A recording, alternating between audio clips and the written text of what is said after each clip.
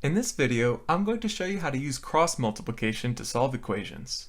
Cross multiplication applies to equations which are of the form a over b equals c over d, one fraction equals another fraction.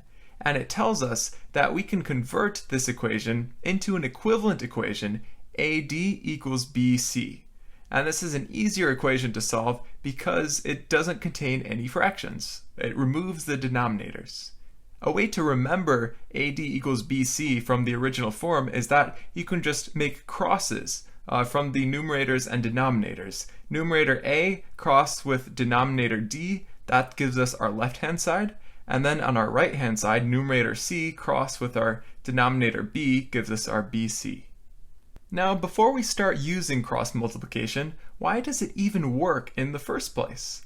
Well, it really just comes from repeated application of the multiplication principle. First, starting with this equation a over b equals c over d, we can multiply both sides by the denominator b. So we multiply both sides by the denominator b, and then on the left-hand side, b cancels out with that denominator, just leaving a. And then on the right-hand side, b can combine with c in the numerator, so we've got bc over d. And then we just do the same thing for d. We multiply both sides by d to a times d equals b over c times d. And the d here will cancel with the d in the denominator here and just give us a bc on this side.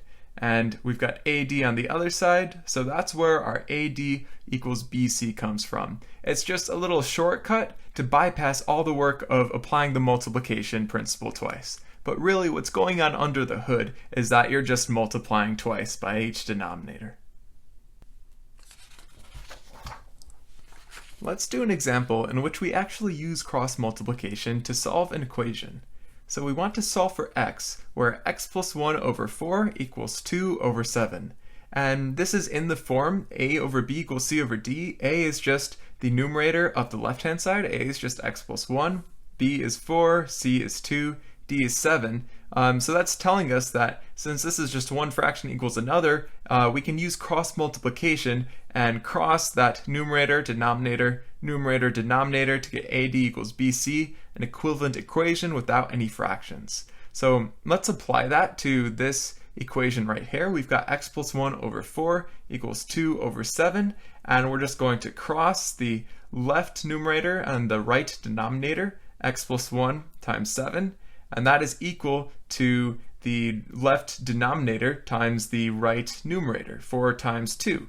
And now this is an equation that we can solve to find the solution of the original equation. So let's go ahead and solve this.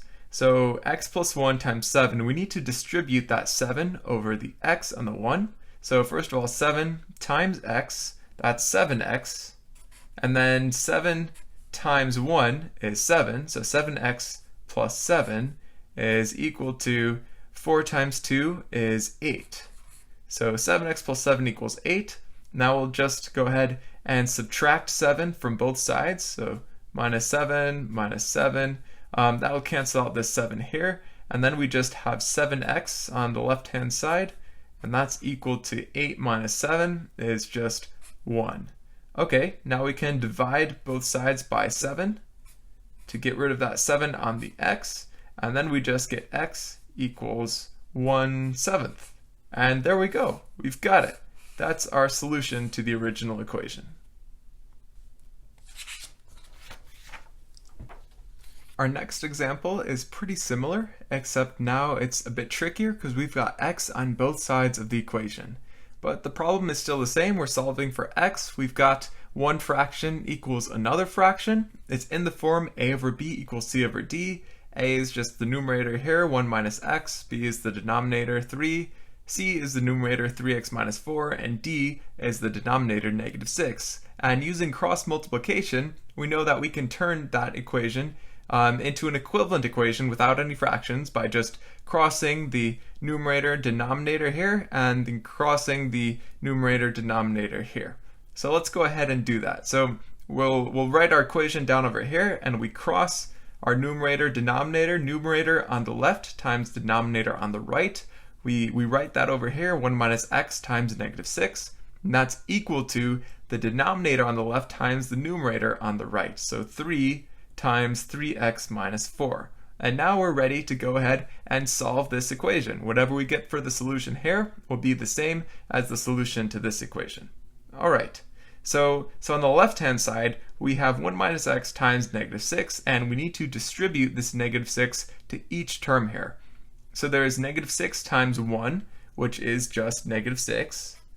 And then what else is there? There's -6 times -x. Well, -6 times -x, the negatives are going to cancel because a negative times a negative makes positive. So this is just going to be plus 6x. Okay, so we've got the left-hand side. How about the right-hand side then? So the right-hand side, we distribute the 3 over this difference here. So 3 times 3x is just 9x, because 3 times 3 is 9, then times the x gives us 9x. And then 3 times 4 is 12, so minus 12. And now we're ready to go ahead and solve for x here. So let's get x all on one side and all the constants on the other side.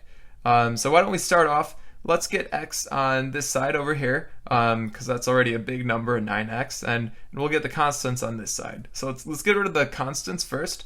We'll add 12 to cancel out that 12 over there, and we'll add 12 to this side also, because we have to do the same thing to both sides. So these cancel, and then 12 minus 6 makes positive 6. So we've got 6 plus 6x equals 9x. And now we'll get our x alone, so we'll subtract 6x from both sides. That'll move the x to the right-hand side. This will cancel, and we'll just have 6 equals 9x minus 6x. Well, that's just 3x. And then lastly, to get x alone, we can divide by 3. So over 3, 3's cancel. We just have x, and 6 divided by 3 is just 2. So there we go, x is 2. That's the solution to our original equation. Here's the final example.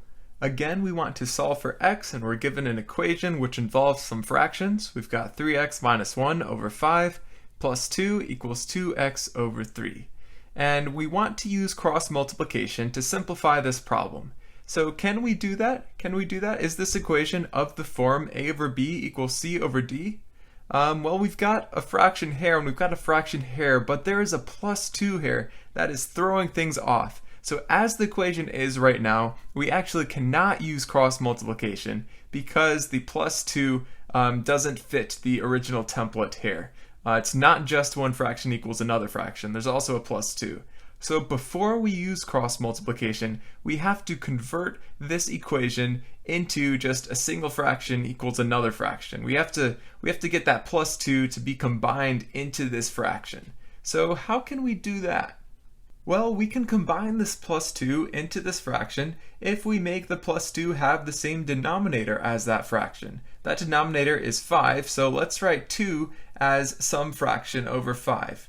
2 is, well, if we're writing it over 5, then we have to multiply 2 by 5. 2 is 10 over 5. 10 divided by 5 is 2. Okay, so let's write down our equation again. We'll put our fraction bars, our equal sign, and we've got a 3x minus 1 up top, a 3 on the bottom, and then a 5 on the bottom here, and a 2x up top here. And now let's go ahead and combine these two fractions. So on the top, well, we're going to have just over 5. So 5 is going to be our denominator. And then on the top, we'll have 3x minus 1 plus 10. So then 3x minus 1 plus 10, well, minus 1 plus 10 is just 10 minus 1, that's 9. So we have 3x plus 9. And there we go, that's our fraction on the left-hand side. And that's going to be equal to the fraction on the right-hand side, which is 2x divided by 3. And there we go. Now that is in our template. We just have a single fraction equals another single fraction.